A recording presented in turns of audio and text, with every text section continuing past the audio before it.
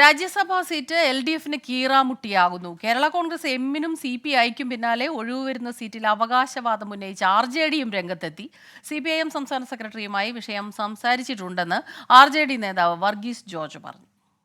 LDFിലെ Lok Sabha seat ആവശ്യപ്പെട്ടിരുന്നത് CPM-ഉം CPIയും നമ്മൾ മാത്രമേ ഉള്ളായിരുന്നു. അപ്പൊ അവര് 3 പേർക്കും കൊടുത്തല്ലോ. അതിനെ തുടർന്ന് നമ്മളുമായിട്ട് ഉഭയകക്ഷി ചർച്ച നടന്നു. CPIക്ക് ആവട്ടെ ഇപ്പൊ ഒരു സീറ്റ് ഉണ്ട്. കേരള കോൺഗ്രസിനാവട്ടെ ജോസ് കെ മാണിയുടെ 6 വർഷവും മുഴുവൻ കൊടുത്തു, ലോക്സഭാ സീറ്റ് കൊടുത്തു. അപ്പം അവർക്കും തൃപ്തിയായിരുന്നു. പിന്നെ നമ്മൾക്കാണ് സീറ്റ് കിട്ടാനുള്ളത്. അപ്പൊ നമ്മളുമായിട്ട് ബയലാറ്ററൽ ചർച്ച നടന്നു. ഞങ്ങൾ പറഞ്ഞു നമുക്ക് സീറ്റ് വേണം. പറഞ്ഞ മാത്രമേ ഞങ്ങൾ എഴുതി കൊടുക്കുകയും ചെയ്തു മാർച്ചില്. ഇപ്പൊ ജൂലൈയിലാണല്ലോ വേക്കൻസി വരുന്നത്. അപ്പൊ ജൂണിലാകുമ്പോൾ അതിന്റെ പ്രോസസ്സ് തുടങ്ങുമായിരിക്കും. അപ്പൊ ആ ഘട്ടം വരും, അങ്ങനെയാണെന്ന് ഗോവിന്ദ മാഷ് പറഞ്ഞു. ആ ഘട്ടം വരുമ്പോൾ നമ്മളുമായിട്ട് ചർച്ച ചെയ്യാമെന്ന് പറഞ്ഞു. ശ്രീജിത്ത് ശ്രീകുമാരനാണ് പത്തനംതിട്ടയിൽ നിന്ന് വിവരങ്ങളുമായി ചേരുന്നത്. ശ്രീജിത്ത്, ഇപ്പോൾ തങ്ങൾക്ക് സീറ്റിന് അർഹതയുണ്ട് എന്ന് RJD നേതാവ് വർഗീസ് ജോർജ് പറയുമ്പോൾ തീർച്ചയായിട്ടും അതൊരു വലിയ കീറാമുട്ടിയായി മാറുകയാണ് സർക്കാരിനെ സംബന്ധിച്ചിടത്തോളം, അല്ലേ? തീർച്ചയായും ഇപ്പോൾ ഇത് കേരള കോൺഗ്രസ് ആദ്യഘട്ടത്തിൽ ഇത്തരത്തിൽ അവകാശവാദം ഉന്നയിക്കുന്നു. അത് CPIക്ക് നിലവിൽ അവകാശവാദം അവർ നിലനിൽക്കുന്നുണ്ട്.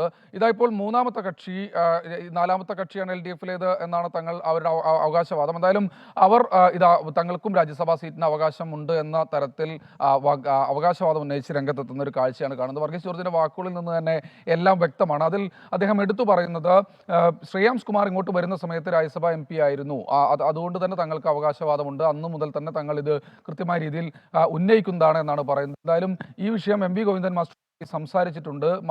ഈ ഉഭയകക്ഷി ചർച്ചകൾ നടക്കുമ്പോൾ, രാജ്യസഭാ സീറ്റുമായി ബന്ധപ്പെട്ട ചർച്ചകൾ നടക്കുമ്പോൾ ഇക്കാര്യത്തെക്കുറിച്ച് സംസാരിക്കാമെന്നാണ് CPIMന്റെ സംസ്ഥാന സെക്രട്ടറി അറിയിച്ചിരുന്നത് എന്നുകൂടി RJDയുടെ സെക്രട്ടറി ജനറൽ കൂടിയായ വർഗീസ് ജോർജ് പറഞ്ഞു വെക്കുന്നുണ്ട്.